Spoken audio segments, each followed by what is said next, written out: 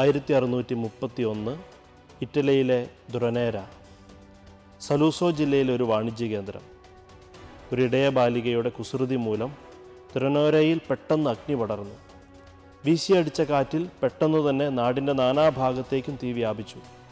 പട്ടണവാസികൾ തീ അണയ്ക്കാൻ തീവ്ര ശ്രമം നടത്തി. പക്ഷെ അഗ്നി ശക്തിയിൽ വ്യാപിച്ചുകൊണ്ടിരുന്നു. പരിശുദ്ധ കുർബാനയുടെ ഭക്തിയിൽ ജ്വലിച്ചു ജീവിച്ചിരുന്ന ഒരു കപ്പൂച്ചിൻ വൈദികനായിരുന്നു മൗറേസ് ഡ സീവ. അദ്ദേഹം വിശ്വാസികളെയും കൂട്ടി പരിശുദ്ധ കുർബാന കയ്യിൽ പിടിച്ച് അഗ്നി ആളിക്കത്തുന്ന സ്ഥലത്തേക്ക് പ്രദക്ഷിണം നടത്തി. അത്ഭുതമെന്ന് പറയട്ടെ, ആ നിമിഷം തന്നെ തീ അണഞ്ഞ് ശാന്തമായി.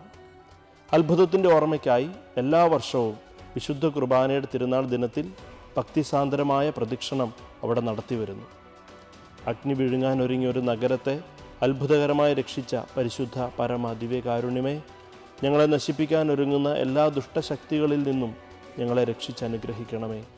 പരിശുദ്ധ പരമ ദിവ്യകാരുണ്യത്തിന് എന്നേരവും ആരാധനയും സ്തുതിയും പുകഴ്ചയും ഉണ്ടായിരിക്കട്ടെ.